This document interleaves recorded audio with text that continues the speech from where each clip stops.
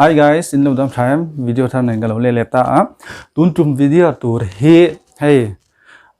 splitten haircut dan chini kalau soyanga chu uluk taken lo ngai thata ula chu poi modo na nangma ni personal pun akat thei dona chu chini kalau soi don ni tuna ilo tanang chun hay in muang yen hi hair dummy ania hay mel thop mai lukum ta kum tira ai meang ren pian chun gan tanang hay hair dummy ania synthetic hair ania sam tak tak ni lawa hay kat chau athaya chu hemi hair dummy a galo tilanga sam khoi cutting kom le scissor ma mo do na section clip pakhat na mo chun saluna amo mani ka don chun hay section by section kha chu kalau ti che lo anga year to year mo hay year to year ta khrom pa ta tiang gan chen ta hian tiang chen sang anga amo te do lagin section te do lagin khoi anga ni chuan splitten kha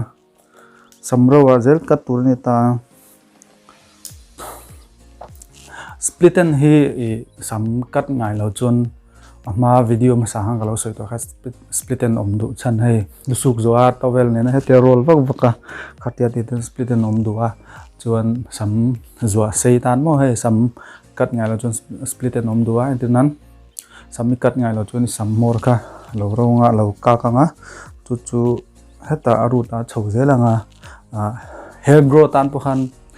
poi thei ni kha sam tro chak te kha dal the a chu wa sam mor che hi chu kum kha da voi li ka tur ka ti to kha o chun tin ni chenanga chu ni ro lang ten mani ka don chun he tin in chenanga te ni ro lang a ten mani pun a ti the chun chu saluna kan ka dan tlang pui hi simple de o mai ni a cheng gan ro lang a ten mor thleng hang gan ro lang a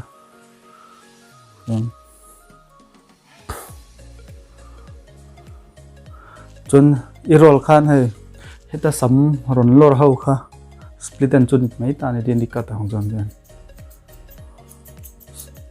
lor hau rim sim ha ten dikat tanga ten kat zelang ten dikat zelang a chuan kat zo next a ten chen sang lenga ten tam do in ti le heta half pon mo ten ti po hian in roll the jon ten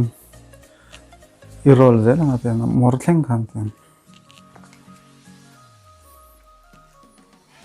jon sam mor ron lor ho kha hai themo hai splitten jun ta kat mi tur ni ten jon splitten re hi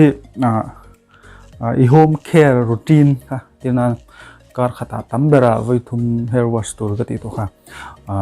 sam alo mo mani jon ni khadana pukhan hostala poilawa nangma inen kol uluka hi home care routine in a shan ngat ani chon ha poi mo lu to ga indinan uluk tak ini sam ite care maintain khan shampoo conditioner mo mask mo hair serum te nei thlap chon kar khata voi thum sutala chon ka hair loss remedy te khamo I coconut oil noya olive oil te castor oil te ka I apply massage sa chu kar khada oil kha coconut oil kha hanti tala chuan chumi zuwa ye hair wash khami shampoo and conditioner te kha hair serum te kha I ka khada voi thum regular taka uluk takai maintain kha chu splitten kha om theina jans kha tlem don rim mi mo ien kol uluk lawa hai color itina satte khan color itina satte khan I sam lo ronga chun sam mor kha chadu bigem ta chun usuk en kol uluk lo wang ani le khami hair wash zo towel mandan te ka ho zong khamo don splitten hitin ikatanga ten aron lor ping haten ikat zen anga ten chum ze ikal chok vek anga ten ikal chok iti chok vek do tan ten nung lam he tam do bi ga vai du le ala ya ten chen ta la ten chen ta la iro langa mai don ta ten chon hei du le clip san de nga nuôi là tí lâu đúng không nuôi là tí lâu tiền ít tí lenga thì hắn đi chút ít tí chuộc với luôn ta này khá split and cắt đàn chỉ cắt này ta chọn là đột lên chọn cắt đàn chỉ đắng lên chú tiền đi khui má mấy ngà tiền đi khui ngà mor cái hết tiền ila mor cái hay samor không à mor cái khui hay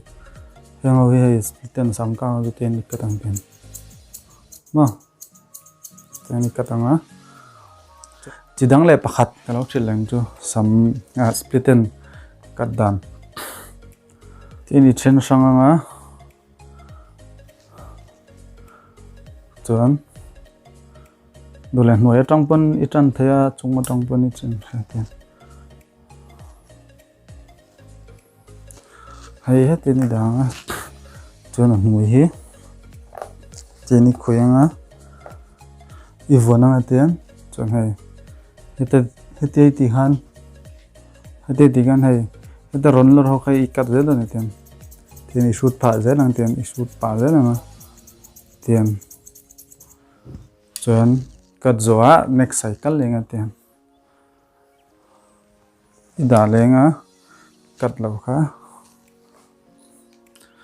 itile don dan tian cái ti chuak vek don tan ha chu split and kat dan tlem zong galo tilanga shit to split and hi proper de wa hair kat lo ni chun kum khalain voili kat tur ka ti kha chu thlathum dana ikat thei chuan thawe wanga chu proper de ni katanga ikat lo chuan split and ngaron omanga chunglama tin chho zelanga heta aruta han hair grow mo sam to tur kha adal theya sam hi kat ni tu sam ikat chan I artificial mo le a shape te khai si manga atilang atinung bing wa sam ro khai kat ngai da chuan kha jong khan ita se dun video bia han split and kat dan karon soi te kha ti han mani na kat theya sam mor tan le hetia rola split and ro sam ro chuak ron pong chuak ha ikat anga le hetia suta sam no chuak kha anita chuan next styling amo sam kat dan amo dang kaloti lenga chumi kar laga chuan hair care lampang tips kaloti langa nga chuan chumi zuwa mi patan bing mo sam chip kol te kum no pang te sam tlak kol mo hetlai baldness ngaleta khatiang ang engwanga lo nge ti kha lo ti le ka tumanga chuan he video hi no pui ni chuan khongai takin like le subscribe kamin lo ti sakta ula next video kan mu le thau don ya bye bye